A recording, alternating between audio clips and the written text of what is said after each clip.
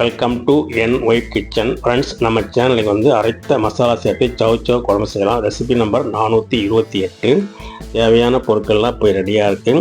ஒரு வானலியில் எண்ணெய் வந்து ஒரு 3 டீஸ்பூன் சேர்த்துட்டு, பட்டை வந்து ஒரு 2 துண்டு, லவங்கம் ஒரு 5-6 சேர்த்துருங்க, மிளகு ஒரு டீஸ்பூன், சோம்பு ஒரு டீஸ்பூன், ஜீரகம் ஒரு டீஸ்பூன் சேர்த்துட்டு, கூடவே கல்பாசி சேர்த்து இந்த மாதிரி நல்லா வறுத்துடுங்க.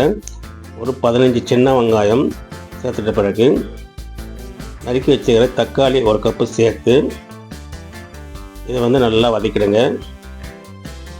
வதக்கிட்ட பிறகு இப்போ கொஞ்சம் மசாலா சேர்த்துடலாம். மிளகாய்த்தூள் ஒரு டீஸ்பூன், தனியாத்தூள் 2 டீஸ்பூன், மஞ்சள் தூள் ஒரு அரை டீஸ்பூன் சேர்த்து நல்லா கலந்து விட்டு கொஞ்ச நேரம் வதங்கின பிறகு ஸ்டவ் ஆஃப் பண்ணிவிடுங்க. கொஞ்ச நேரம் ஆறட்டும். இப்போ மிக்ஸி ஜாரில் சேர்த்து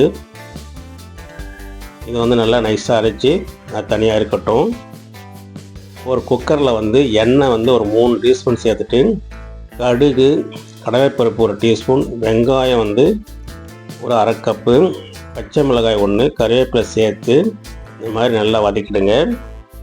வதக்கிட்ட பிறகு நம்ம ஏற்கனவே நறுக்கி வச்சுருக்கிற சவுச்சவை சேர்த்துட்டு அது கூடவே நம்ம அரைத்து வச்சுக்கிற மசாலாவையும் சேர்த்துடுங்க. சேர்த்துட்டு கொஞ்சம் கூட தண்ணி சேர்த்துட்டு குழம்புக்கு தேவையான அளவு உப்பு சேர்த்துடுங்க. சேர்த்துட்டு கடைசியாக வந்து கொத்தமல்லி சேர்த்து நல்லா கலந்து விட்டுடுங்க.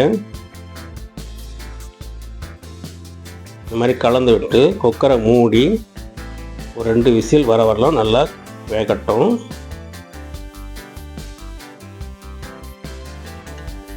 இப்போ 2 விசில் வந்துடுச்சு.